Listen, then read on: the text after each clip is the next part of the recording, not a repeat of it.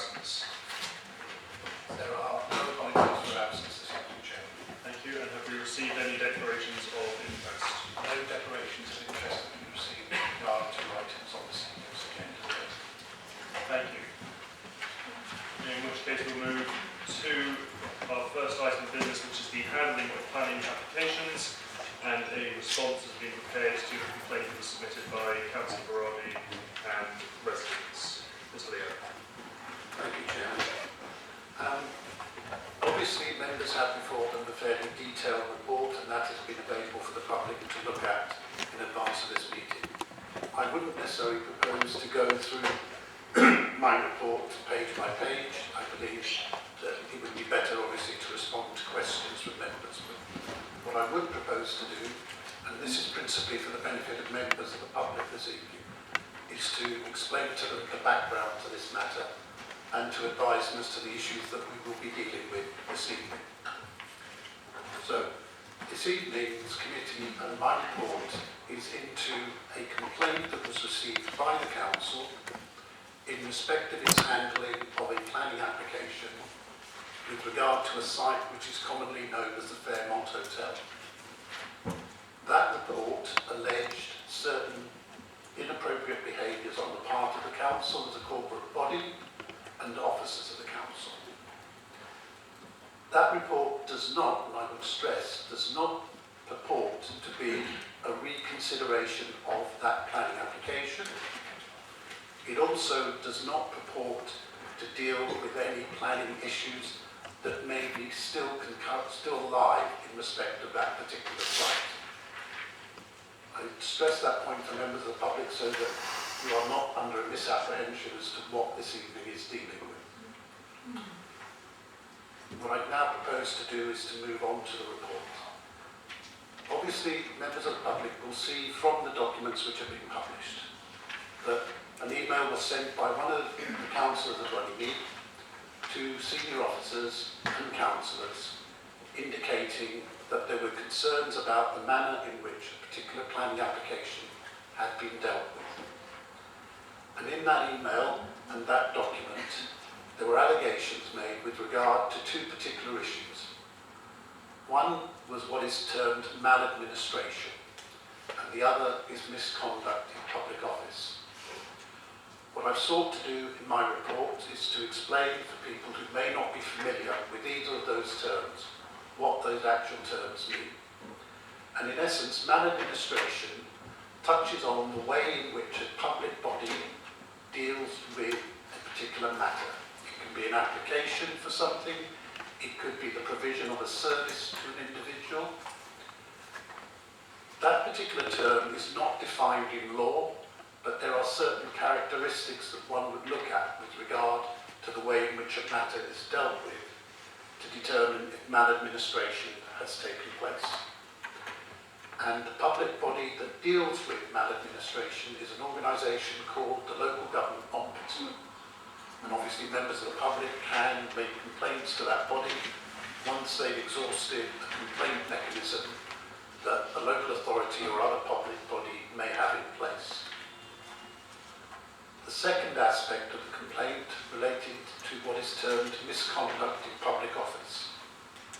Misconduct in public office is a criminal offence, and in essence it basically means that an individual who holds an office has not conducted themselves in a manner that's appropriate. And it can either be by virtue of a positive action or by virtue of a failure to do something.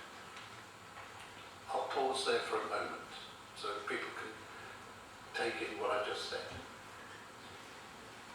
Now, in the report that is before members and that has been made public, what I've sought to do is to examine the email that was sent by Councillor Berardi and the document that was compiled by members or local residents. In addition, I've had the benefit of assistance from a very senior town and country planner to look at particular issues.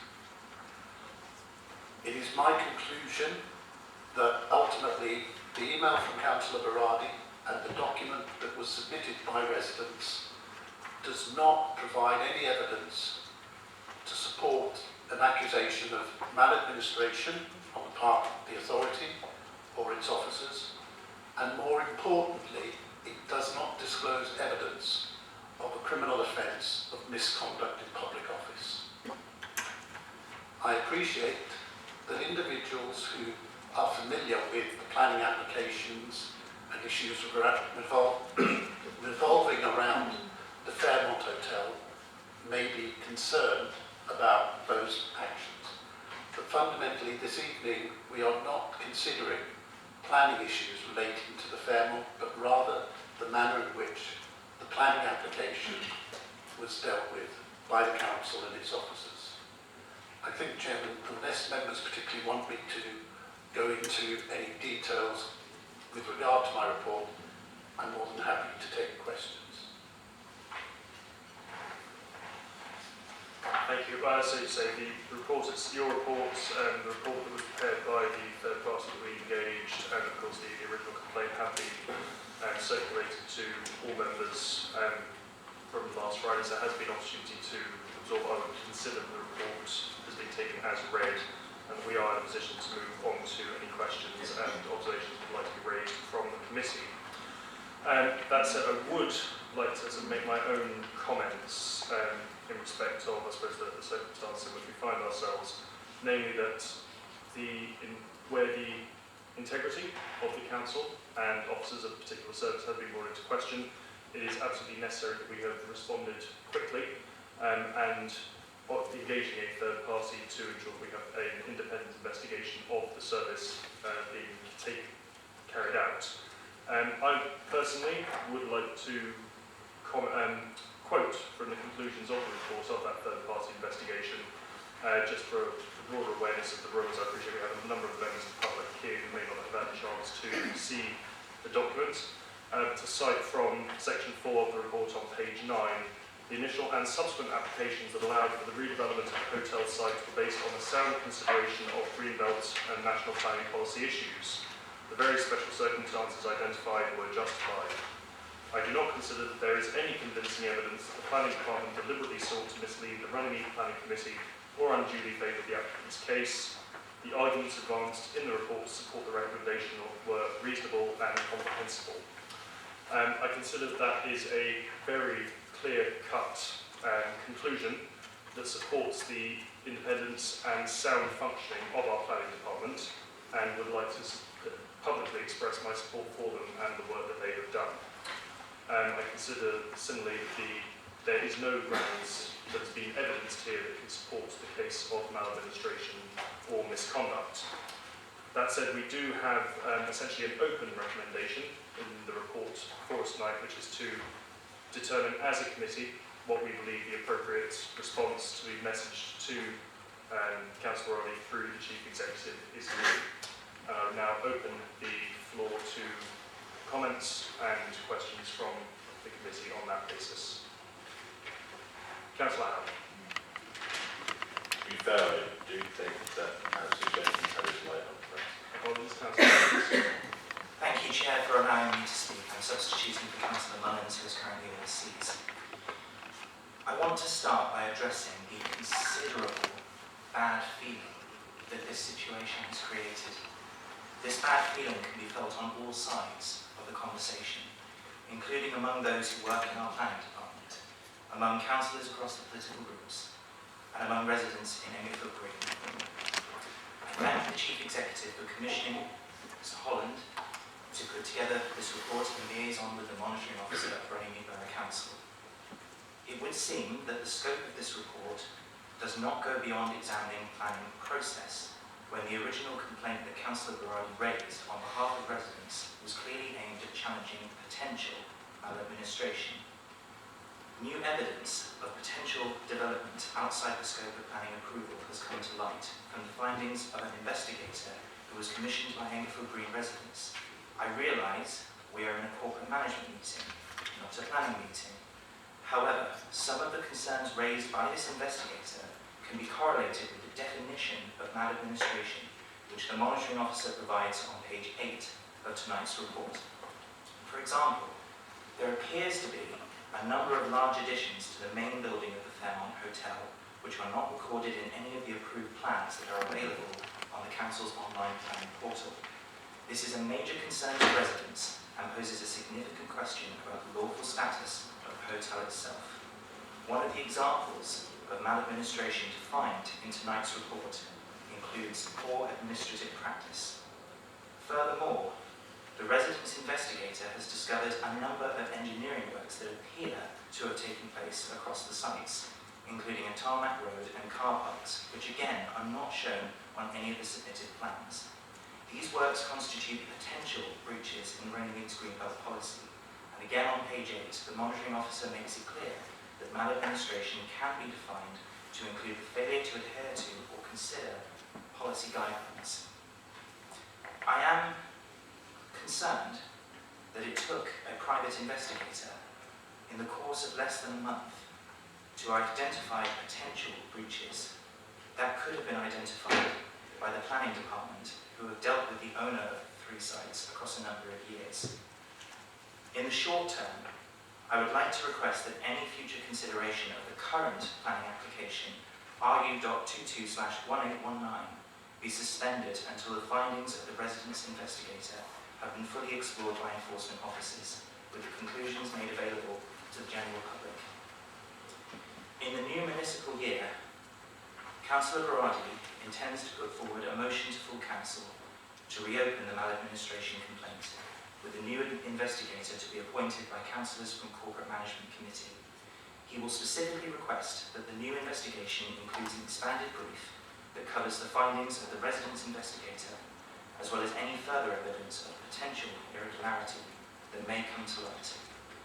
I want to make it clear that I will only support Councillor Berardi's motion if any direct accusations of misconduct in public office are removed from the wording, to protect the welfare of all officers to which we have a duty of care.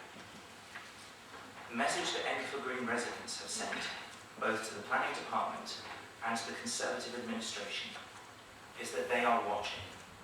They will accept nothing less than proper scrutiny, as reinforced by the enforcement charter that has just been approved by the planning committee. As an independent councillor, I will continue to stand in solidarity with the residents of Enfield Green. Thank you.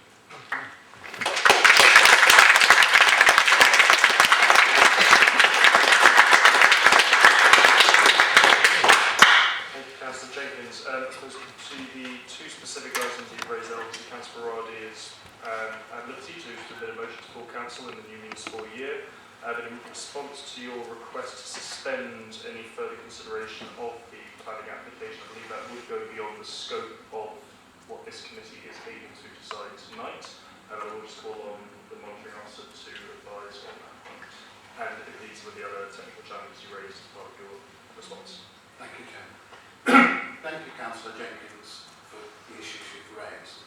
However, I need to draw to your attention that the matters you've outlined are issues about planning enforcement and potentially possible breaches that have taken place on the site. That doesn't fall within the remit of the investigation I was charged to undertake, and it doesn't fall within the matters that were raised by Councillor Berardi and by the residents in their document, because the focus of that particular document related to a planning application that was determined in June of last year.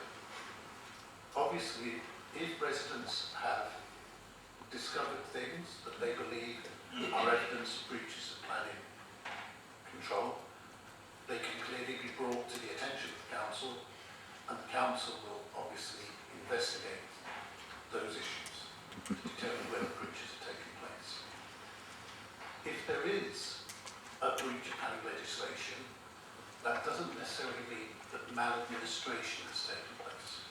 I think what we have to do is distinguish between what constitutes maladministration and what would constitute a breach of planning legislation. So if I could try and articulate and explain that for the purposes of the public who are here this evening.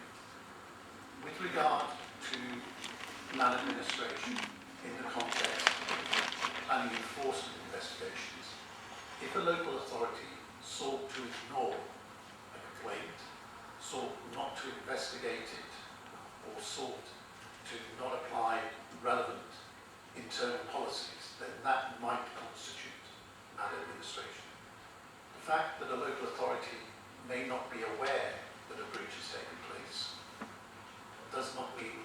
that is maladministration. I appreciate members of the public will have a perception that if a local planning authority grants planning permission, then theoretically the local planning authority should verify that that planning permission has been implemented correctly. And I think members of the public will be aware of numerous cases that are reported in the press where individuals construct things and subsequently it's discovered that those structures, uses of land, didn't conform with a planning permission. It has to be accepted that local authorities across the country do not have the resources to go out and verify that a planning permission has been implemented correctly. Local authorities do rely on residents to draw to their attention those matters. I appreciate members of the public may feel that that is not necessarily the way, in an ideal world, one would wish things to be conducted. But the reality of the situation is that local authorities do not have the resources to go out and verify every single planning permission. If one thinks about the sheer number of planning permissions that are granted. Clearly, it is open to Councillor Berardi, if he wishes, to give a motion, as Councillor Gracie has indicated. I still feel comfortable with the conclusions that I've reached in respect of this investigation. Thank you, Mr. Mayor. Councillor Howard. Yeah, thank you, Chairman. I'd like to start by saying because I've already been asked about whether I have a conflict of interest in this matter, I had a conversation with the monitoring officer this very afternoon in order to ascertain whether or not I did. It's well documented in my register of interest that when applications from the applicant referred to in the report come up, that I do declare an interest. But I have reassured myself with the monitoring officer that what we're looking at today is the conduct of officers and of the planning process, not of this application referred to in the report, nor of any other future applications where, of course, I would also be declaring an interest if they're from the same source. As a member of the Planning Committee, it's very important that I and other members on the Planning Committee can be confident of the advice and guidance given to us by officers. We all know that sometimes we don't follow that advice and guidance, and I'm sure that at times it must be slightly galling or irritating for those officers who've spent a lot of time and energy and given a lot of expertise to the advice that they give us. I have always had and continue to have confidence in those officers and in the advice that they give. This report, the report done by Mr. Holland, gives strong evidence and support to that confidence that I have. I would like to draw attention to one sentence in Councillor Berardi's email, and I do that in response to Councillor Jenkins, in fact. But very likely that Councillor Berardi will have further actions that he wishes to take and motions that he wishes to lay before us. But he himself is very clear in his email when he writes, "To be clear, this complaint is not about the merits of the planning application or any future applications." Now, I won't go on to read the rest of the email around that, not just because of the nature of time, but also because it makes some quite serious allegations that the monitoring officer has set out for us. What I want to say is the core of what I'm saying tonight is that we've had an independent report. That independent report finds that the allegations made within the email and within the report provided by residents of any form of maladministration or misconduct in public office is not found to have merit, is not found to have evidence. This is irrelevant. This is separate from any issue about planning, of the issue itself of the planning site. and all of those things, which, as I say, I will not be involved with. But I think when we look at our officers, not just in planning, in any area of this council, and we reassure ourselves that they have acted professionally and lawfully throughout, when there has been an allegation put before us that they have acted otherwise, it behoves us to consider that independent report, and whereas this one does, it exonerates those officers, to put forward apologies. Now, that's not for us to do because we didn't lay down the complaint, but for that councillor who put that forward, it wasn't just, as I might do, a resident has raised something with me, I attach the resident's document, please can someone look into it. This one, there's a long email, it goes over more than one page of A4, laying out that Councillor Berardi's own view of what officers in his view had done wrong. He may well have felt that, honestly, and believed that something had to be looked at. It's been looked at, it's been found not to be the case. We're asked here to look at what our recommendations or what our responses to Councillor Berardi should be. I believe that what we should say is, thank you for bringing this to our attention. Planning issues will be dealt with elsewhere, as you request, but the investigation of our officers has found nothing untoward with them. We should now, through you, offer an apology to them. And I may reserve the right to put my light on again, but that's the main point that I want to make tonight. Thank you, Councillor Howard. I take the proposal of your putting forward that bears a recommendation, and I'll move to Councillor Heath. It's a really sorry state of affairs that we're having this meeting this evening, frankly. In 3 weeks' time till I resign, I've never seen anything like this at running the Borough Council. I think it's such a pity that the issues at Fairmont have led to this situation where we've got distrust and accusations going here. But I also think that distrust and accusations have gone to those who are not responsible for breaching the law, and that is problematic. I think it's also sad that we probably spent 5 figures on this, maybe more. Planning consultants don't become cheap, so it would have cost a lot of money, and we've had many debates about what we can do with what is considered sort of, a lot of money around 5 figures, how we can change things.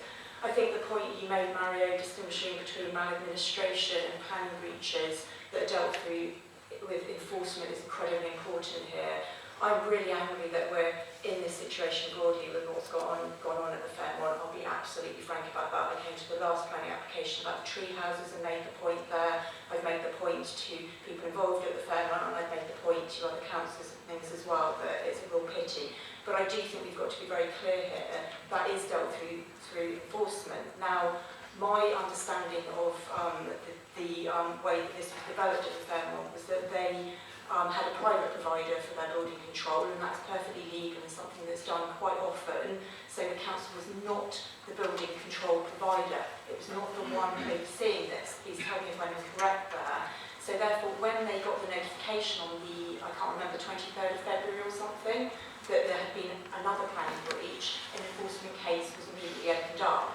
And that enforcement case is the place that we deal with these sorts of things. It has to be done through planning. As the treehouse matter, as the tennis courts and things are all subject to enforcement files as well. So that will be up to the planning committee to look at that. I think the report we've got before us tonight says that our planning officers have done the job they were supposed to do, and they will continue doing that by opening those enforcement files and allowing the democratic process in here to decide what to do with those. Outside of here, I'm the member for environment, so I take it really seriously when people breach Greenbelt and when they take down trees and when they affect our habitats and biodiversity, and I take it even more seriously that it's in my ward. So believe me, I'll be there and I'll be rattling the cage for that. But this evening, I think, as I said, it's a real pity because throughout all my years, sometimes I've disagreed vehemently on decisions that have been made in this chamber, things that I've really felt very strongly about, but I've taken them up directly with officers. I've had no belief that officers are trying to trick me or mislead me. We've had frank conversations. I've brought in parties that we've needed to bring in to find out what's going on, and we've done that to go straight to a level here where we end up paying someone substantial amounts of money to do this piece of work I don't think it was the right way to go. And I also think you can't protect staff but also accuse them of maladministration at the same time. The morale must be incredibly damaging.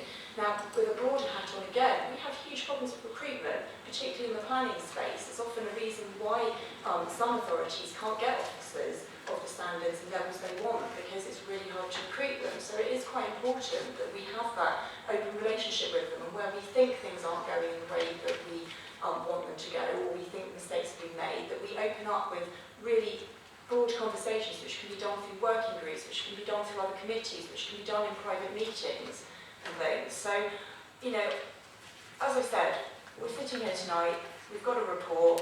This guy I've heard of, Keith Holland, he's very, very well recommended, very high profile for being fair and independent. We've had no liaison with him before, so I believe his report has to be taken very seriously.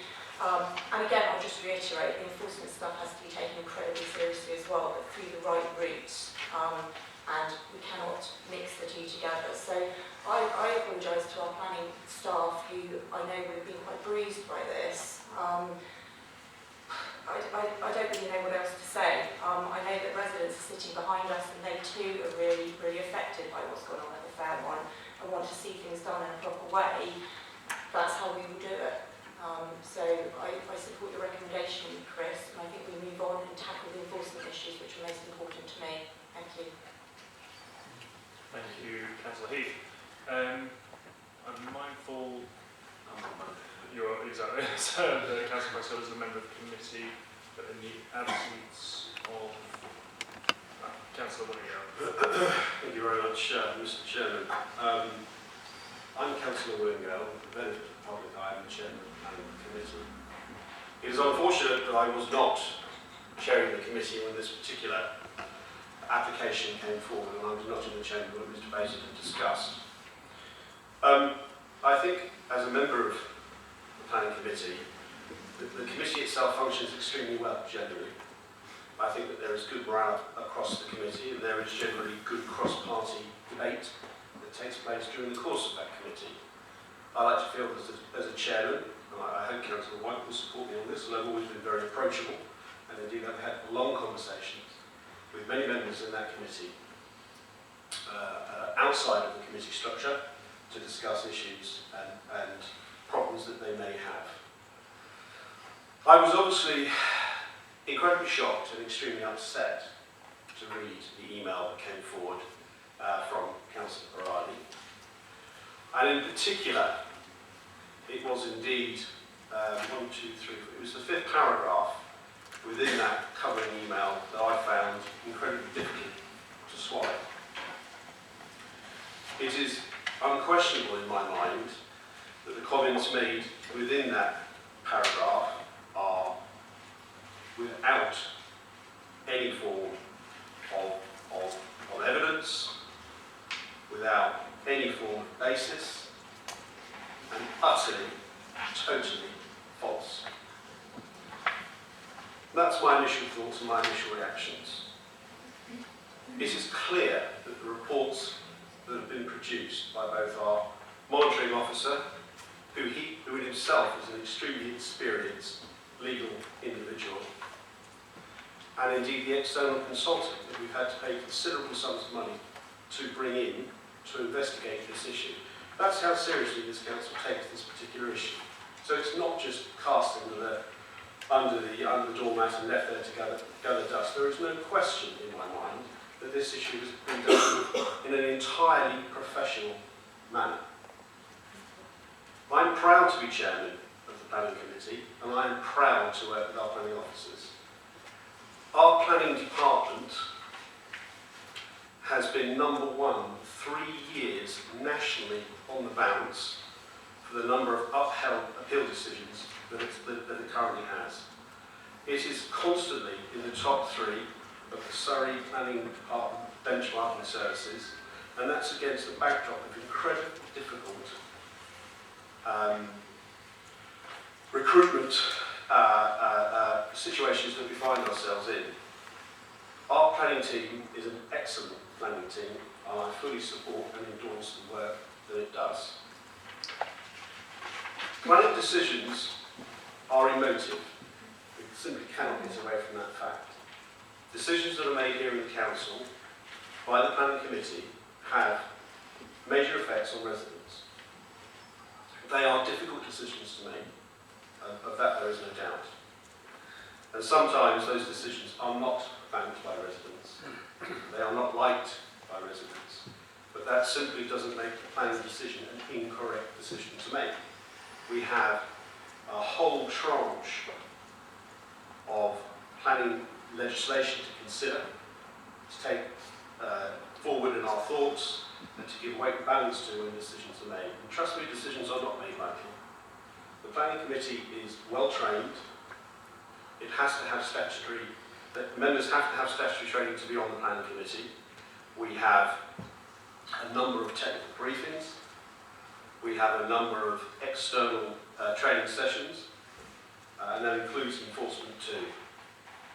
So fundamentally, I'm delighted to read the findings of these reports because it brings into my mind absolutely no question the professional nature of our planning department. Now, I'm sorry if decisions that have been made by the planning department have proved unpopular, and I apologise for that, but that does not make them incorrect. I understand that there are some recently opened enforcement cases, and they will be dealt with through the proper channels in the proper way.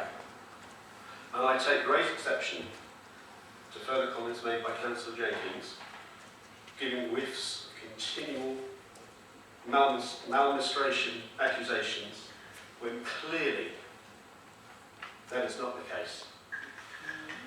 I think, at the very least, Councillor Berardi owes an apology to the planning department and its officers. Furthermore,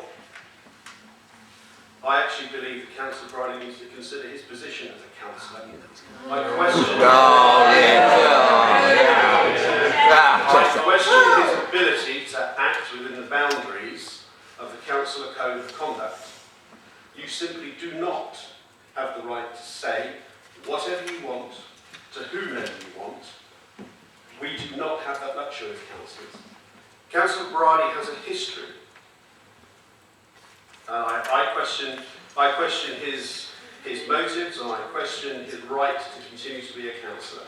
And I would invite him to resign. Shocking. Absolutely disgraceful. His motives are damn sight better than most of the other lot here. You're appalling. Appalling. So I would also support the motion at the very least for an apology from Councillor Berardi.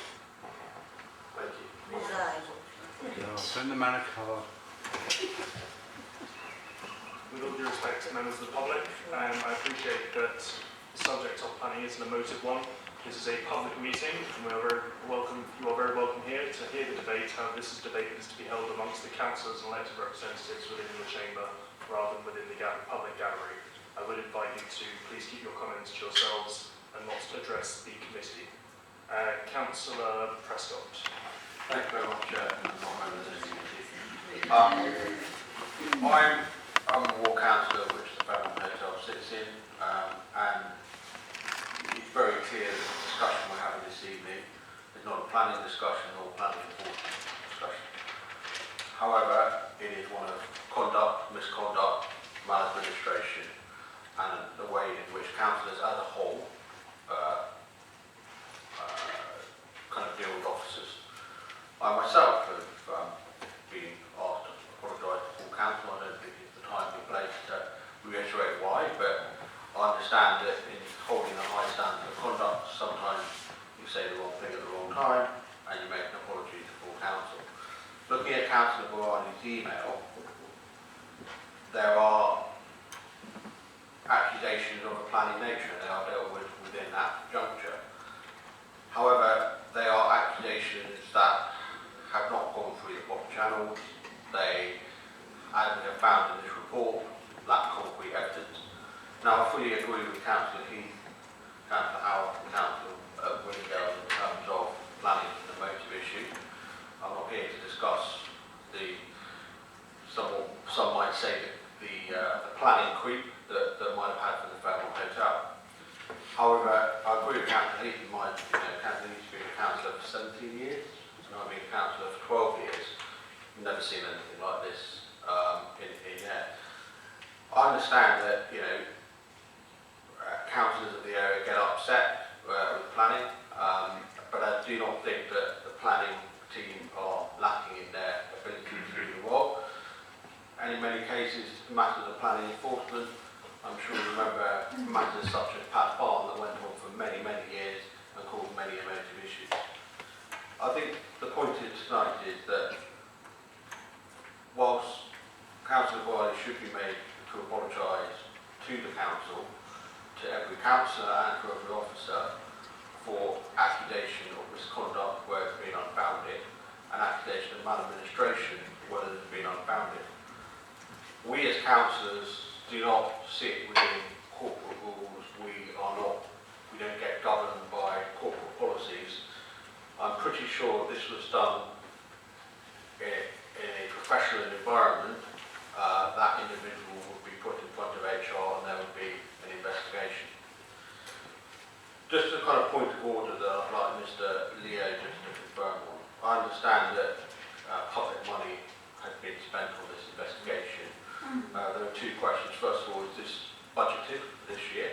And secondly, as it's a conduct issue, surely the Standards and Audits Committee should be going through the hearings committee on this. Maybe I'm wrong. I may have been a councillor for 12 years, but I would have thought that a misconduct issue would go through standards and audits. I'd just like to know why it's come to corporate management. Thank you very much, Chair. Mr. Leo, would you like to respond? Thank you, Chairman. Thank you. Just to clarify 2 points, Councillor President. Firstly, with regard to additional funds to engage the external planning consultant, that has been drawn down from reserves that the council has. Obviously, it wouldn't necessarily have been budgeted for because we would not have been aware of this matter when we prepared the budget at the tail end of last year. With regard to conduct, what we're talking about was an allegation made by a councillor in respect of misconduct on the part of officers. So that wouldn't be a matter dealt with by the Standards and Audit Committee. As I highlight in the report, misconduct in public office is a criminal offence. It would have been a matter that would be investigated by the police. In respect of Councillor Berardi, at this moment in time, there is no allegation or complaint which has been made that he has breached the Member Code of Conduct, so therefore there would be nothing for the Standards and Audit Committee wearing its Member Conduct Act to consider. Clearly, if a complaint were to be made at a future date, then in my capacity as monitoring officer, I would initially look at it, and if there was a case to answer, then that would be investigated, and if the conclusion of that investigation was there had been a breach, then it would go before Standards and Audit Committee. Thank you. Councillor Berardi. Thank you very much. I am really concerned by the way in which these issues have been raised. Actually, like colleagues here, I don't think I've ever actually felt the tension, the upset that these issues have caused with the nature of these allegations. I am not a member of the Planning Committee. I've never sat on the Planning Committee, but I do understand the concerns of residents on planning issues. They're often incredibly emotive. Local planning issues often cause considerable local concern, and the use of retrospective planning applications in particular, I know can upset a lot of people and seem at first glance incredibly unfair. But what most or many residents don't know is that the Planning Committee is not free to determine whether they like an application or not, but must decide whether an application is compliant with policy set down by national government. To aid this, our officers prepare reports and advise based on their expert knowledge of planning law and regulations. While this can be incredibly frustrating for people who don't like an application locally, councillors also find it frustrating. But if we dislike the policy, that's a matter of central government. We cannot simply dislike an application. The fact we do not like the law or the determination or the advice based on the position that comes from that law doesn't mean rules have been broken, and clearly doesn't mean that any criminal act has taken place. I'm really concerned that this situation has resulted in such serious allegations, which could damage not only the reputation of the council and our planning department, that most seriously the professional reputation of our officers who work incredibly hard for all of us at the Borough. We've heard that the result is an impact not only on morale, a significant impact on the individual officers, and I believe all councillors have been affected by the way these allegations have been made. It has also come at a real cost of thousands of pounds. I am very concerned to hear from Councillor Jenkins that Councillor Berardi plans to continue with these allegations in this way. On the issue of planning enforcement, it may be useful for residents to know that planning enforcement is not a statutory service. That means, among other things, that no central government is provided for this service. And concerns of enforcement should obviously and absolutely be raised and looked into, as we've heard they have been, and as we've heard from the Chair of Planning tonight, that those cases have been opened and are being investigated. Suggesting that the approach to these issues should be further allegations and costly investigations rather than due process, I find baffling as a councillor and incredibly insulting to the officers concerned. I believe the report and findings of the independent expert and a monitoring officer clearly exonerate our staff and the council, and I believe both are open apology. Thank you. Councillor Donwhite. Thank you, Chair. This is a hugely serious matter. I think we all recognise that. I'm pleased to see that the officers have been found to not have been contrary to what we would expect of them, and I think that's really important. I think there are a couple of things that we need to think about more broadly. Councillor Berardi was elected as an independent councillor in a unit of one. He wasn't elected as part of a group, and he wasn't able then to look to other people for guidance and to work with and to talk through. And I think for that reason, he has been ill-judged to have taken the approach he has.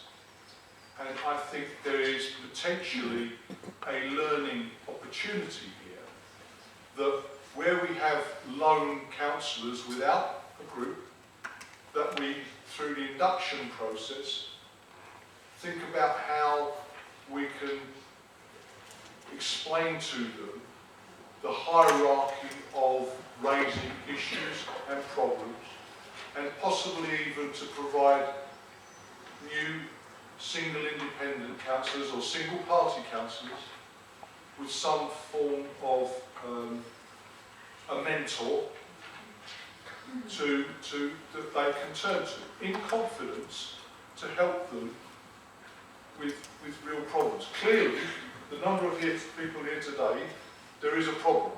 There is a problem with the owner of the property and where they've got to, the fact that such a substantial organisation, massive organisation, is developing things without planning permission.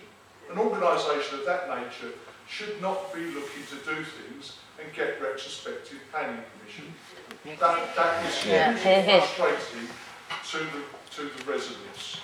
And what that has, I think, led to is an unfortunate situation that has cost them money, but sometimes it's important to pay money to establish the innocence, the propriety of people and of an organisation. There is a huge level of frustration built up, and as I say, there's a lot of people here tonight because of that frustration. One on the part of the property owner, another on the fact that some of the way things have been gone about.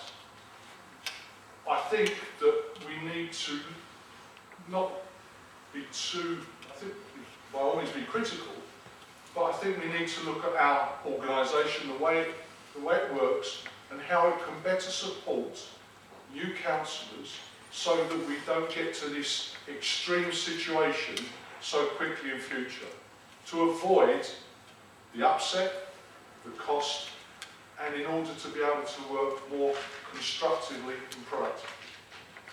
I just wanted to make those comments. Thank you.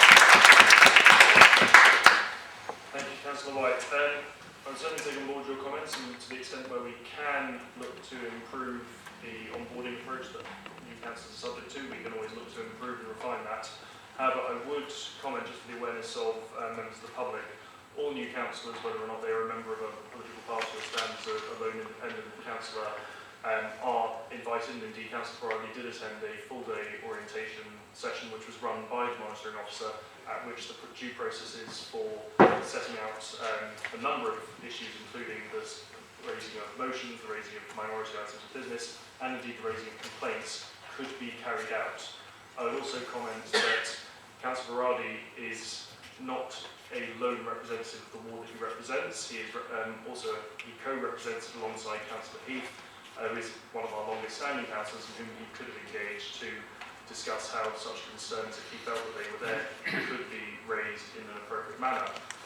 Finally, I would note that whilst he was elected as an individual councillor, he then has formed part of a political group with a fellow councillor, who indeed also could have been considered a source of advice. So, whilst I do take there are points that we can look to improve, I don't necessarily subscribe to the full set of suggestions you were making that effectively he was isolated and unable to refer to any form of council or support that he could look to from a number of different officers or councillors within this organisation. Councillor Robert King. Thank you, Chair. Can I associate the words that Councillor White has just made and myself? I think were very well put and very well versed. I remember being in the committee on the 27th of June 2022, and it was a thorough and well-versed debate from all sides. I think a lot of us felt the anger over the situation we were in. And can I honestly say, as an opposition council, I felt genuinely supported by our planning departments and our planning officers in being able to come to a conclusion where I voted to refuse that item. I was not a planning expert coming onto council 4 years ago, I was a layman. And understanding the National Planning Framework is an important point in getting across how to successfully and properly refuse or support an item on the night, depending on its virtues, or in the case of the 22nd of June, lack of virtues. We concluded from a robust debate. 9 of us voted to refuse, and that was not on party stripe. It was not on any form of political leanings. It was based on good, solid planning terms. Something which I could not have got to, in my understanding, without the support of my officers.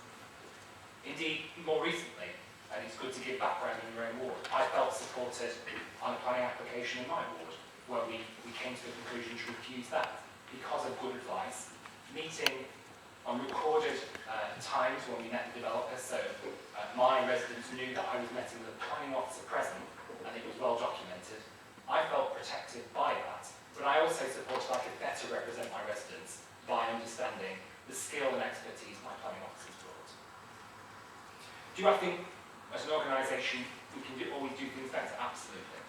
And I think nobody would ever come to that conclusion in any organisation.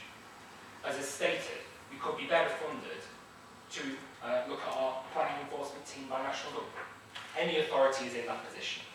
Any authority in the land is in that position, and that is something that, certainly as an opposition, we have a conversation of. And that is to ensure our officers can carry out their skill and work with the most appropriate resources. Indeed, I think on this tonight, I cannot conclude there was any misconduct at all with any of our planning officers. I do say, though, I hope when I believe the applicant comes back for another application, that we can have the same robust debate based on planning law, and that we can support, indeed, our residents and the proper planning process based on good practice. And that good practice we saw in that initial refusal on the 22nd of June. I'd like to agree with Councillor White's comments as well. Around planning and enforcement, I would welcome additional training on that for myself to understand planning law, and I'm sure other councillors would as well. I often find it a complex topic where I'm unsure how I can best support my residents in admittedly a ward that does not always have the greatest cases, or like other wards. So I would certainly hope that will be a learning curve in this exercise. Thank you, Councillor King. Councillor Power, if you wish to come back. Thank you, Chairman. Firstly, I'd like to endorse much of what we've just heard from the last two councillors to speak, Councillor Robert King and Councillor Don White. It can be daunting starting your councillor career on the planning committee. I did so too in 2019. And I think that seeking the advice of experienced councillors is something that many of us have done. I myself sought advice from a previous councillor, then still in the chamber, no longer in the chamber today. And indeed, that advice which I was seeking was across party lines because he was no longer a member of the Conservative group. And I think that on planning issues, it would be very easy for people to give advice to people in other groups. Planning is a non-political process. As has been said by several people, including the last two speakers, planning is driven by policy, not by politics. Now what we can see here behind me tonight is there's much local politics in planning, but it's not in the planning, not in the council chamber when we take decisions. So I am supportive of the idea that we look at how we can support councillors who are new to the planning process. But we do already provide not only induction for new councillors, but also specialist planning training. You cannot be a member of the planning committee, as I think Councillor Jackie Gracie already said, or perhaps it was Councillor Heath, may even been Councillor Prescott, but it was somebody on my right, said that you have to have training to be a member of the planning committee. I think the word statutory training is used. I believe it's not statutory that we have training, but anyway, it's the rules and code of conduct of this council that all councillors sitting on the planning committee have had training and continue to take further professional development, council development as we go through. I'm sure that Councillor Willingdale may want to say more on that, but we certainly have recently had further training on enforcement. And I think all members of the planning committee find these things useful. It's also a task that requires us to be able to articulate quite complex planning code to our residents so that they can understand. And it's very, very natural that residents feel high levels of emotion about planning processes. That councillor I referred to did once say to me that in planning, there's always somebody who's happy and there's somebody who's unhappy. In other words, whichever way you plug, either the applicant is happy and the objectors are unhappy, or the objectors are happy and the applicant is unhappy. And it comes down to us to interpret the advice that we get from officers and to be able to explain how we came to that interpretation to our public. One thing I want to say about this complaint, then I'll try to draw to a close. I'm sure you'd like to get home sometime tonight rather than tomorrow. It's very difficult when you feel that good officers who have provided good advice, and we've already reiterated many times, have been exonerated, are being accused. And what I find difficult is they were accused on very little, flimsy, or perhaps no evidence. And yet, what I don't have is evidence that Councillor Berardi did so in a deliberate way. Perhaps he really thought that there was some issue that needed investigating. So I would probably draw short of calling Councillor Berardi to consider his position, although I absolutely understand why other councillors may disagree with me, and they're very, very right to say so. But what I would really want to reiterate again, I think what we're supposed to be doing tonight is to coming to drawing a kind of conclusion to this matter and setting out what we want to say as a council, as a full group, to our public in terms of the response to their complaint. and to Councillor Berardi and what he might do going forward. And so can I ask you if it's possible for us to start drawing a recommendation together? My recommendation would still be that we request that Councillor Berardi make an apology, having considered a little bit of discussion on what Councillor Jenkins said. I would also like to advise Councillor Berardi and perhaps the monitoring officer will be able to do this in the fullness of time, on the steps that he might take if he does still have any concerns that go short of trying to force further residents' money to be spent on reports that are only going to tell us the same thing, that we know that our officers are doing their job professionally and well, and we should be letting them get on with that job, delivering for our borough, rather than going through the stress of such investigations. But I wish Councillor Berardi no ill, but I do think he needs to make sure that he sets himself right with our officers going forward. Thank you. Thank you, Councillor Howarth. I appreciate we do have other lights on in the chamber, and I will come to them, but at your request, the recommendation, so we're just on note of process, as noted, we effectively have a twofold instruction to give tonight. The first being the message to be conveyed to planning officers, and then also the publication of the response to the allegations raised in the complaint. Based on the discussion that we've had so far tonight, the proposed recommendation I would set forward is actually addressing those in reverse order, dealing first with the response to the allegations and then touching on the message to planning officers. First, that the complaint has been received, that no case has been found, and that Councillor Berardi is requested to issue an apology to this council, being both its councillors and officers, for the allegations and manner in which they have been raised. The message to be conveyed to planning officers from this committee is that this committee has full confidence in its officers and the function they discharge in our planning service. And that furthermore, we look to make two recommendations. First, that we propose, or first, that the monitoring officer should consider any improvements that can be made to the orientation and onboarding of new members of the council when they are elected, and that further training on planning enforcement be taken in or be delivered through the planning service. As a that is the proposed recommendation, I would call for a seconder. And I'm very happy to second. Thank you. Thank you. With that, I will go to Councillor Cressy. Thanks, Chair. I have some sympathy for, I do have some sympathy for what Council might say. When I first came here as a councillor, I was a single councillor in an independent group, so I fitted the profile exactly as described, and I can tell you it was done. So I do have sympathy for what Council White is saying.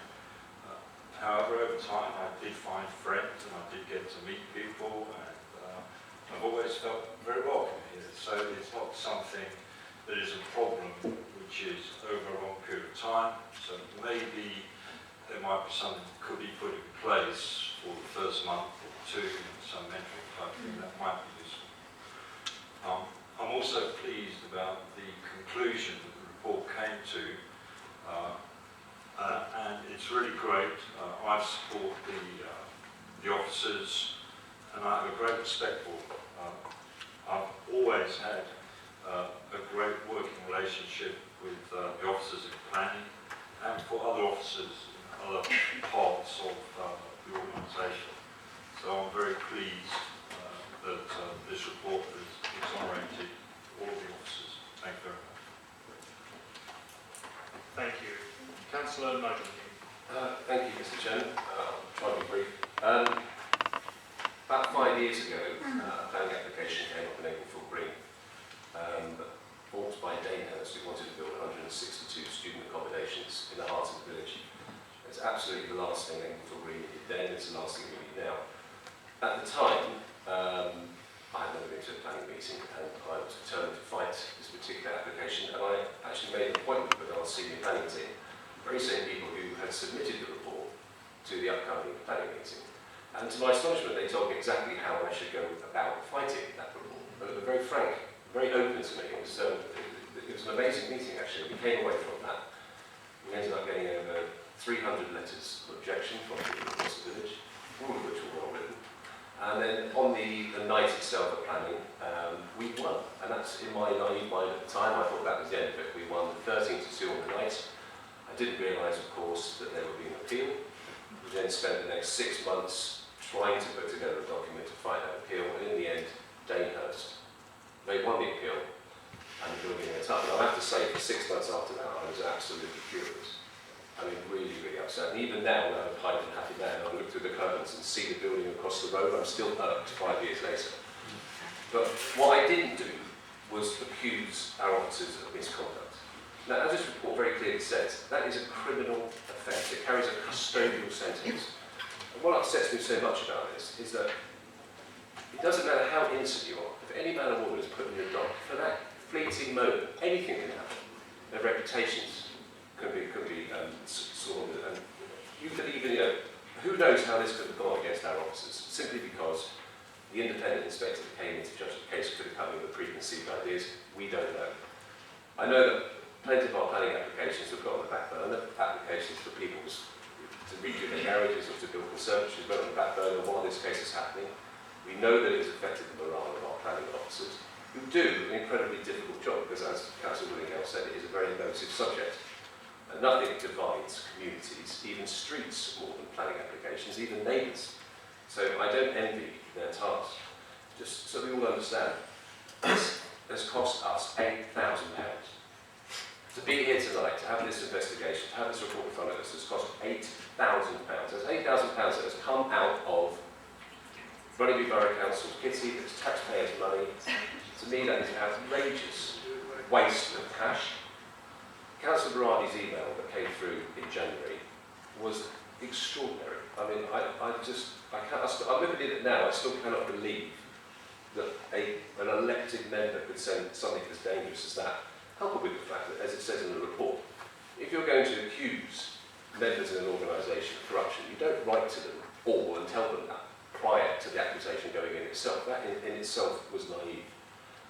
It does really worry me what's happening in Englefield Green. We are split down the middle.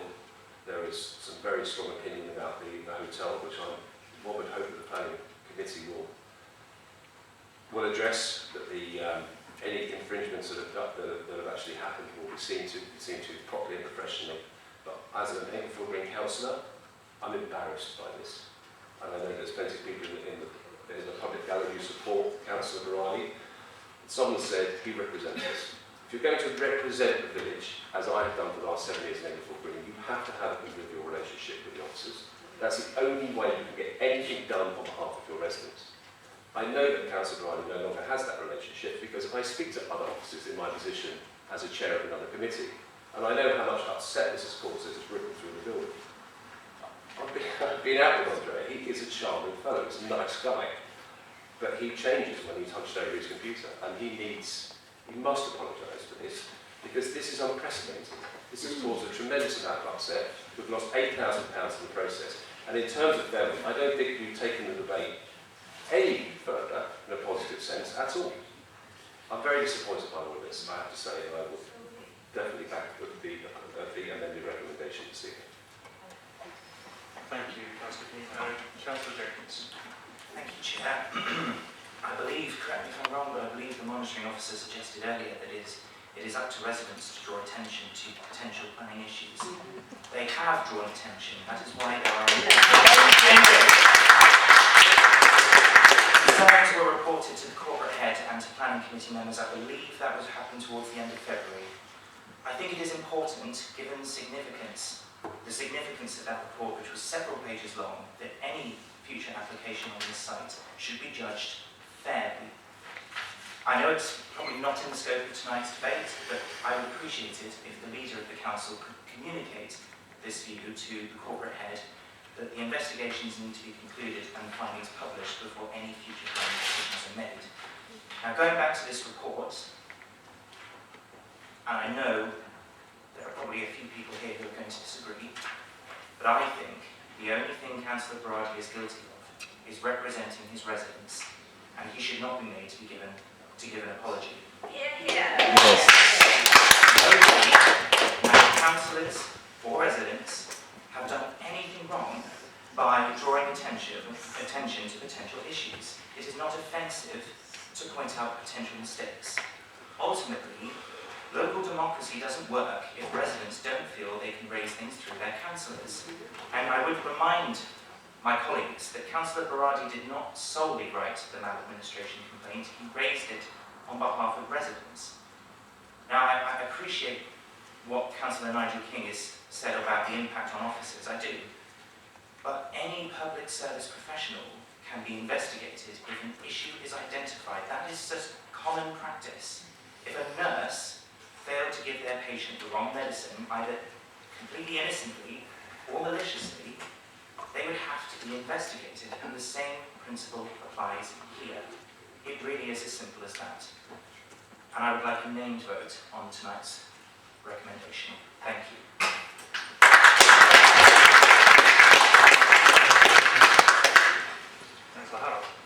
Yeah, thank you. Let me first deal with the last point made.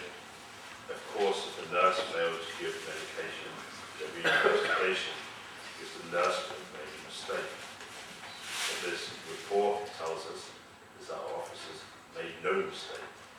That in this particular case, the investigation has to come before one knows whether a mistake has been made or not. I think most of us were pretty confident that no mistake had been made before. But I've already said that I take the view that Councillor Berardi, I try to take the view at least that Councillor Berardi probably made his request in good faith. Trying to make that case largely because I don't have concrete evidence that he did it. But having had a report that exonerates our officers, I think to try to continue to make a case would, in my view, be a clear breach of the Code of Conduct. It would breach the Code of Conduct on, I think it's 5.1, bringing a council into disrepute, because we already have the evidence that there was no misconduct, and therefore to keep trying to make a case that there is, I think does start to bring us into disrepute. I hoped that tonight we would take some of the heat out of this discussion, that we would get to a position where we understood that, as has been said already too many times now, planning is an emotive topic, where we would be clear of the actual rights and wrongs of what is constructed or not constructed on the site of the Fairmont Hotel, not the issue to be discussed tonight. What is to be discussed tonight is the content, or not even the content, the request that was made on the 25th of January, email from Councillor Berardi, the report that has been done by our officers with the support of the independent investigator and their report to make the recommendation that we've set out today. And on the issue of representing residents, I have no doubt that Councillor Berardi is representing his residents. We can hear that those residents have many of the views that Councillor Berardi expressed. That does not mean that if you're found to have said something which is incorrect, you apologise. If I think that my wife spilled my coffee, I might make some irritated comment at her, suggesting that she spilled my coffee. If she says, no, the cat just did it, then I will apologise to my wife because I got it wrong and I accused her of spilling my coffee, and in fact it was a cat. In this case, I apologise if that sounds like a flippant example. I'm not quite as good as Mr. Leo is at spinning these examples on the hoof. But what has happened here is an accusation has been made, it's been found not to be correct, and that's the basis why I suggest that Councillor Berardi be asked to make an apology. I'm not asking him to apologise for representing his residents. I'm not asking for him to apologise for bringing passion to his role as a councillor. I'm not asking him to apologise for having a different view than many people, although as has already been said, the planning committee itself voted exactly as the audience tonight and exactly as Councillor Berardi wanted on the issue that he says he's writing this complaint about. He's only supposed to be complaining about the advice given. We've seen that the advice was good, we've seen that the advice was sound, we've seen that our officers are doing the job that they're paid to do. Can we please move on and actually recommend the apology and make sure that our officers who are exonerated, they are the ones who are being failed here tonight. Thank you. Councillor Berardi. Thank you very much. If I may just come back to some of Councillor Jenkins' points. Our officers are being criticised for doing their job and actually preparing reports in adherence with planning policy. They're not being accused of making mistakes. The problem seems to be people don't like the result of the process of advice. The report clearly exonerates officers and the council of the accusations made. Councillors have a duty to raise matters in an appropriate way where concerns have been raised with them. And whether through intent or misunderstanding, the consequences of these allegations and the way they're being brought forward is clear. I support the suggestion for additional information on and training on planning enforcement. As has been stated, no organisation is perfect or without room for improvement.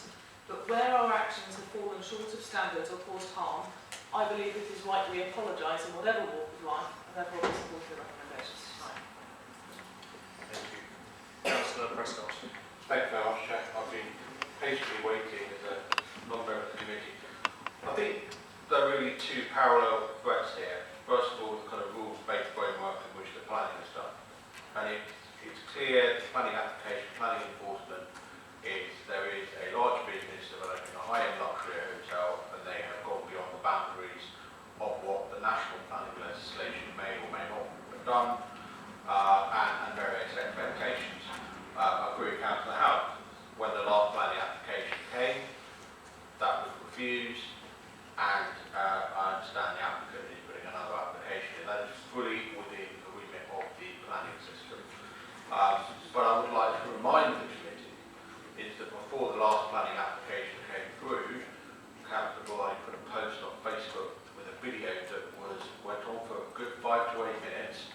That meant that when the planning application came to committee, he made a presumption and I can't remember the two words, presumptive motion.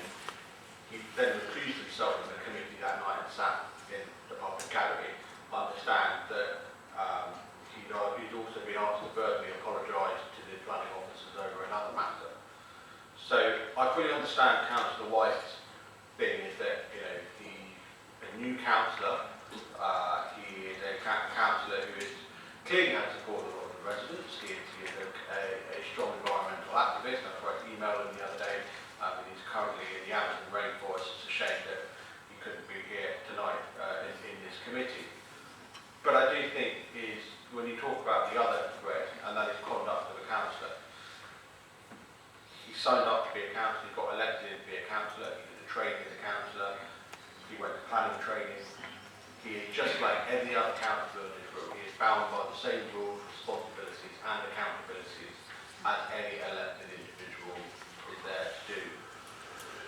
I would express caution from Councillor Jenkins because I think it is clear that the accusation of misconduct, which is a criminal offence in the public office, has not been proven to be true. There has been no maladministration. So to kind of assert the motion that because Councillor Berardi is not part of a mainstream party, he is a new councillor, he may have been a bit over the top in his accusation. But the point is, not only his Facebook posts, his covering email, his documentation, this is not a comment made in jest or particular annoyance to a situation. It is a thought of, calculated, written down, documented accusation that has not been made true. And I think there's a real danger is that, gone are the days where, councillors could be suspended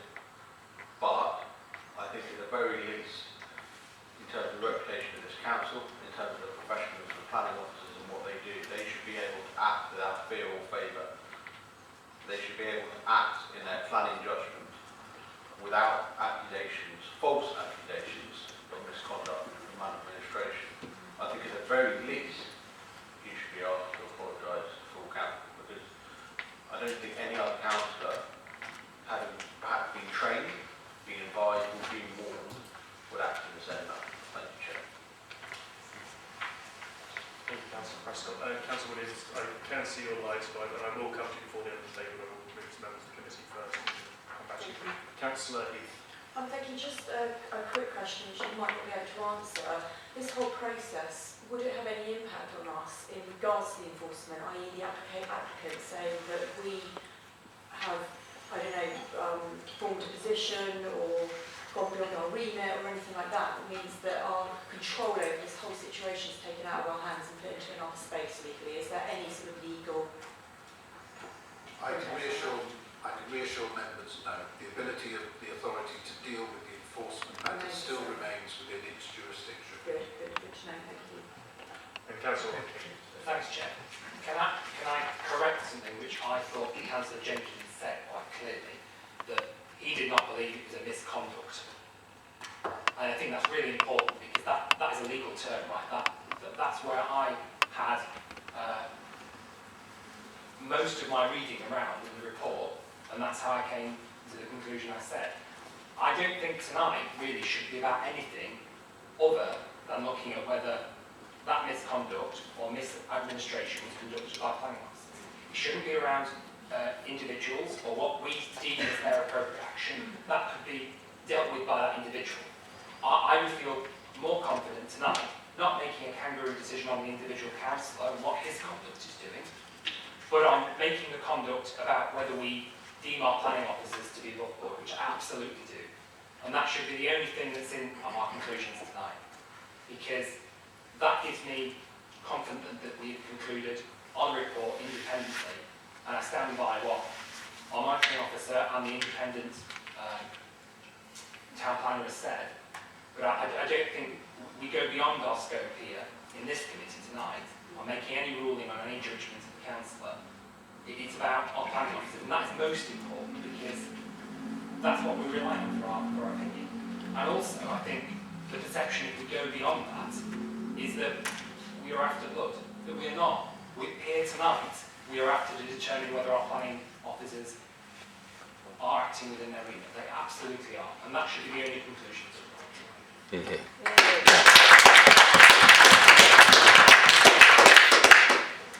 you for your comments, Councillor King, and I can appreciate where you're coming from. However, I do believe that there has been a significant amount of expression, and that has conveyed that where it is felt that an accusation has been made and that accusation is incorrect, it's appropriate for that individual to offer up an apology, which is manifests itself in the recommendation that we have proposed and seconded.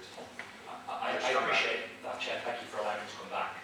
I would request, because I would feel confident to support the original obviously motion before us, or the recommendations as they were set down, that effectively conclude, or the debate that we first had, Chair, which was about the inclusion of the planning officers. I don't think we should go further on that remit, so I'd like the two split out, really.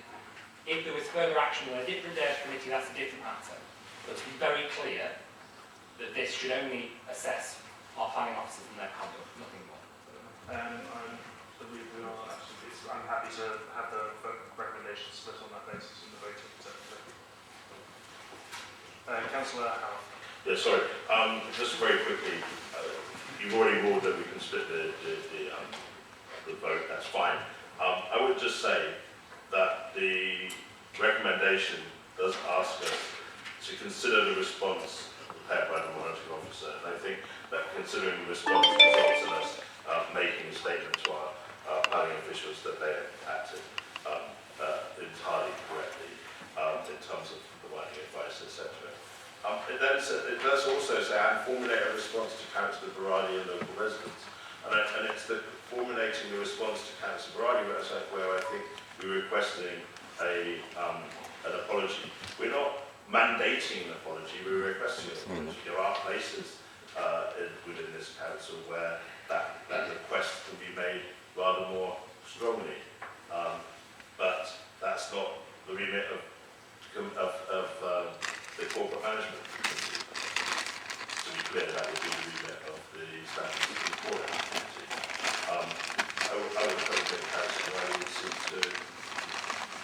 necessitate a referral to the committee. That's entirely up to him. I think what I'm hoping for, what I've seconded in your recommendation, was just that Councillor Berardi be invited, be asked to, if you like, give that apology. If he chooses not to, then it will be up to the council systems to decide whether any further action is required and what that action will be. We might have split the vote, but I still stick by what we've put forward. Thank you. Councillor Heath, I might throw slight scopes of work, because I'm always really uncomfortable with asking or requesting people to apologise. I actually think that should be on them to do. I'm wondering if actually it's more about asking, mine's going blank, Andrea Berardi, I see him as a colleague, someone I work with, to retract his allegation and accept the report. I think that's a fair thing. He must have apologised directly to the planning officers. I think that should be his decision. I'm never comfortable kind of saying you must apologise or you should apologise or anything like that. I think it's a matter of, we've all kind of sat here today and said we accept the report. The allegations have no substance, and I think it would be probably fairer to maybe change that amendment to ask him to do the same. and if you're putting that forward as a proposal for an amended recommendation, is there a seconder?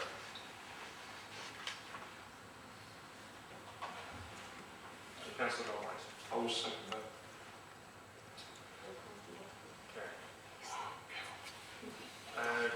Councillor Sharma, please. Thank you, Chairman, for allowing me to speak, because I'm not a member of this committee. When I was asked by our leader to come, the leader of our IRG, to attend, it was considering the response prepared by the Council's monitoring officer and to report back the message of this committee to the planning officers and the planning department. One thing, we've had a lot of mention of how expensive it is to investigate this complaint or accusation of maladministration. I think we've looked around at all sorts of things we can all think of in the news and stuff where people have been frightened to say, I don't think this is right, I think something's been wrong, or you may have made a mistake. Going back to the hospital analogy, it's quite reasonable to ask for a second opinion if you get a diagnosis. I know it's cost money, but I think it's important that all councillors should feel confident to ask for things to be second checked and things to be gone through, and not say, oh, I can't do this because it will cost money, because on this occasion the officers have been exonerated, and although there are some other reports being talked about, it certainly the practice and the professional behaviour of the officers, there seems to be no doubt, and everyone's quite happy to say, we're sorry about the upset of this, and you've been exonerated. But if you express concern that you don't think something's right, and it's investigated by an independent examiner, and they come back and say, no, it was right, everything that was done was correct, rather having an attack on your personality and you as a person, which you felt very much so today about Councillor Berardi, I think we should accept that as part of the process of examining things. If you get a second opinion at a hospital and the doctor says, no, I do agree with what that other person did, you would say, great, that's good, but I had a right to question it. And I don't think fear of comments being made about your suitability as a councillor or the expense it could cost should actually stop anyone from raising concerns. I think it's very unfortunate that it's caused so many problems for the staff involved. But we have to always, I was a teacher, we have to be open to criticism, and however painful that is, if people can't step forward and say, I'm not happy with this, that concerns me a lot. And also, I don't feel very comfortable about talking about somebody who's not actually in the room. Thank you.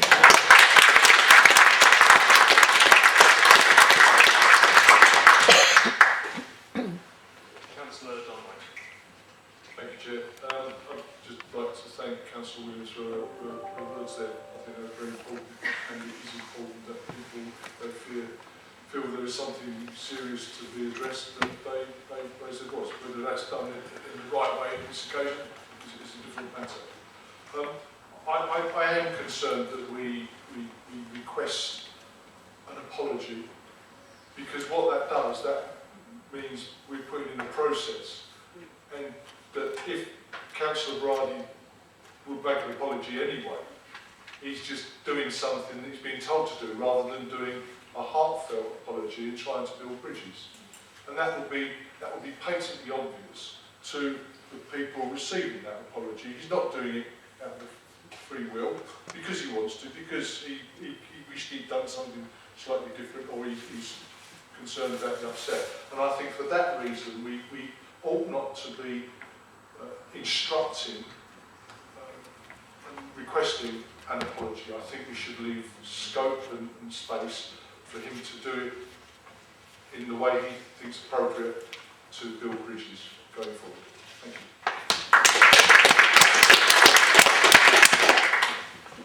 Councillor Berardi. Thank you for allowing me to speak, although I'm not a member of your committee, and I appreciate I came into the meeting as it was ongoing, as we just completed the Licensing Regulatory Committee.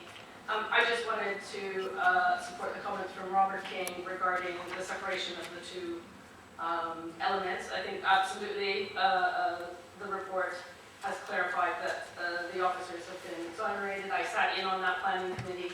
I felt that I had the appropriate information I need on the evening, as well as in the run-up to the meeting, to make the decision at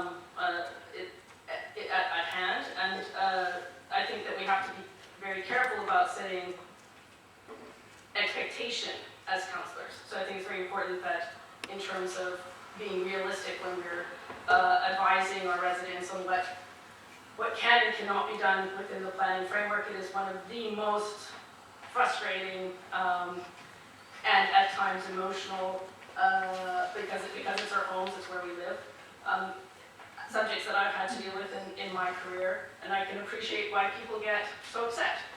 That said, there's with regards to the planning framework, there is much that is not in our hands, and I'm sure that was said before I came into the room, around what we can and cannot consider, how we have to consider it, and so on. So I support Councillor King's comments regarding the full endorsement of the exoneration of the planning officers, and I thank them for their time and effort. Even when we might have differences of opinion when you have to weight matters. That is a very fine balance that is very hard to do on both sides. And I think so, but what I would like to suggest is that the matter regarding how the complaint came to the table, that should be a completely separate process. That should, that needs its own, if that is an issue, that should have its own process. And my understanding from the Constitution is that would be overview and scrutiny. Maybe, or am I incorrect in standards of audit? Okay, fine. So and I do think perhaps in the Constitution working group next year we might want to look at clarifying processes for councillors. Maybe it's only recommendations of how things, what the hierarchy is for bringing complaints forward, and maybe even having some a path or a visual path for them, and some guidelines and decision tree on how you might be able to bring complaints or concerns forward that don't escalate it immediately, from 0 to 60. So just wanted to add that. Thank you. Thank you. I'm very happy that we consider that as part of the element that we're considering, which is to look at improvements to member orientation, how we can settle those back and also reflect any necessary and that individual fell ill. The complainant would go through a whistleblowing process, or would go through a complaint procedure. I think the issue that we've had is that the complaint has been spread wide, whether the information has been correct or incorrect. Now, this isn't just a complaint, this is an accusation of misconduct, which is a criminal offence. Now, I'm pretty sure in many other parts of law, if you falsely accuse someone where it is a criminal offence, there is some retribution for doing that. I'm not going to quote the various bits of law in there, and I'm not a lawyer. I was married in the first one to know that. But I think the key thing is here is that if Councillor Berardi had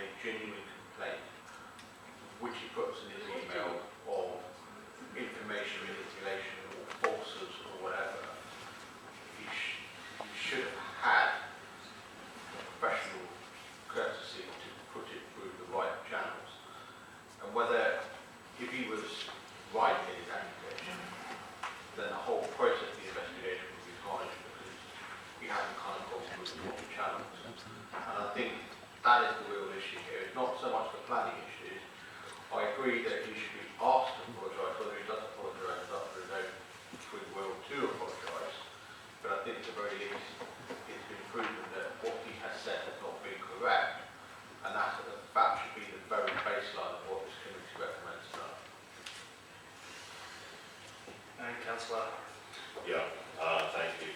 I'm not quite sure where the numbers lie in voting, but it looks as if it's possible that the element of apology may be lost and replaced by a withdrawal of a request to withdraw the allegation. I do think if one withdraws the allegation, one also apologises, but we've rehearsed that already. I think, though, that we need to be careful to try to be consistent. Councillor Prescott did raise earlier the issue of his request. I think I defer to him and not spell out why, but he was asked to make an apology himself. And a request for him to make that apology, which he did, came, I believe, in a similar way to this, not with a report, but he was requested, I'm not quite sure, through some sort of email, not through standards and audit investigation. Can we actually ask the audience to remain silent for the rest of the evening, which is what they're supposed to do for a public meeting in public? So I do think it's reasonable, Councillor Heath, to ask for an apology, because it's something that's been done of other councillors in the past, and I'll leave it there. Councillor. I'm afraid we've now gone there. I did not receive an apology on that recommendation because there was no conclusion on what happened. Only full council went there. I remind this council we went through proper process with that. We went through standards and audit, and that was raised to the monitoring officer separate to a public forum and went through standards and audits. This again, remind members of the committee, is about finding our planning officers were impartial and were incorrect in their judgment. It is nothing more tonight. If there is further steps that must be taken, it must be taken to the appropriate committee.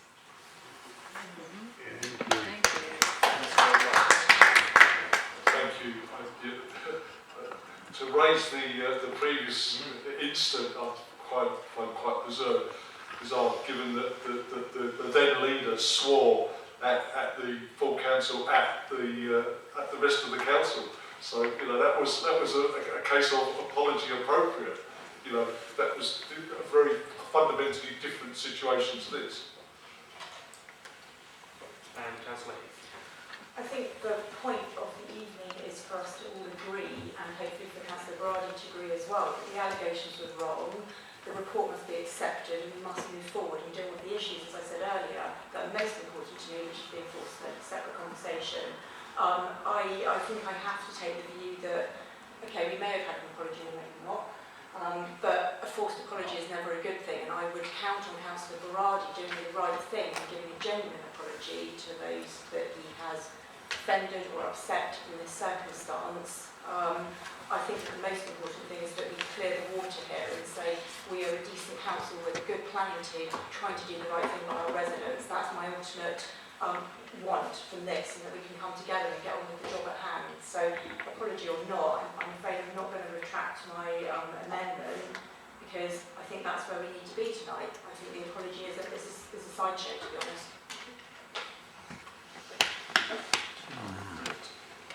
I see no more lights, so we can now go to the vote. And just to clarify on the process, we have had a recommendation proposed and seconded, and then there has been an amendment to that recommendation. We have furthermore had a request for the voting to be split on that. With that, the first vote we will take is on the amendment to the recommendation, which is to replace the request for an apology with a request for a retraction. A request for a retraction and acceptance of the report from the Would it help members if my colleague Mr. Elliott just reads what you're voting on. So if I ask you to read that out. This is the amendment. Just to explain some context, perhaps we could just visit the motion that Councillor Berardi put forward first. So people are talking about 2 elements, but drafting something, putting it into 4 elements might be more helpful. So the first one of those being that the findings of the independent review and that the report of the monitoring officer be endorsed and that the committee concludes there is no case to answer, being the first one. The second one being that the committee affirms its full confidence in the planning service and its officers. Third one being that the Councillor Berardi be asked to issue an apology to officers and the Council, which is the subject of the amendment. And that a fourth one be put in that the induction and orientation process for new members, with particular regard to training on enforcement, to be provided through the planning service and mentoring arrangements be reviewed. With that being considered accurate, hopefully, to then move on to Councillor Heath's amendment in relation to the third one, that being that Councillor Berardi be asked to issue an apology. Yeah, so the amendment is that you substitute an apology for retraction of the statement, just to clarify. And that would be on the basis of the show of hands, Chairman. There wasn't a name vote requested for that. And accept the report. Yeah. And can I just confirm, Councillor Robert King, would you be happy that we take the first, second and fourth of those recommendations together? Correct, Chair. Councillor James, you would want to name vote on both? Yes, please. Yes, okay. Very well. So we shall deal first with the vote on the first, second and fourth of those recommendations. Thanks. Very well. So the amendment to the third of those recommendations first. All those in favour of the amendment?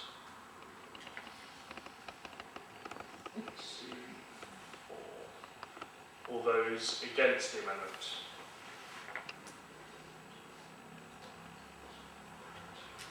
There's 12, but just confirm any abstentions. Okay, the amendment is rejected by a vote of 8-4. So we'll now move to a vote on recommendations 1, 2 and 4. And just to clarify, we're then doing a named vote on numbers 1 and 2. My understanding is, and then 1, 2 and 4. So we've taken a name vote on all 4 as a block. No, we'll come back to 3. Okay. So 1, 2 and 4. Okay. Councillor Grace. 4. Sorry. Yes. Councillor Howard. 4. Councillor Cressy. 4. Councillor Gillam. 4. Councillor J. Gracie. 4. Councillor Heath. 4. Councillor N. King. 4. Councillor R. King. 4. Councillor Jenkins. Against. Councillor Newty. 4. Councillor White. 4. Councillor Willingdale. 4. So that is carried by majority.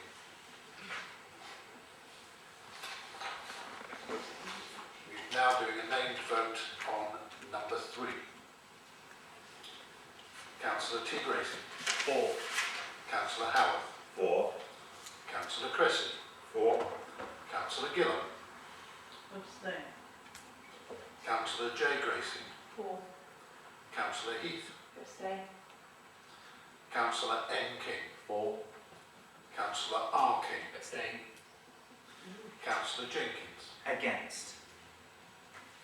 Councillor Newty. 4. Councillor White. Abstain. Councillor Willingdale. 4.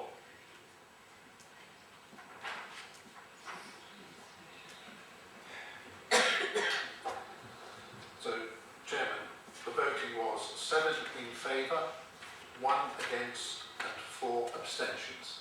So the recommendations are carried. Thank you. We'll now move to the exclusion of press and public.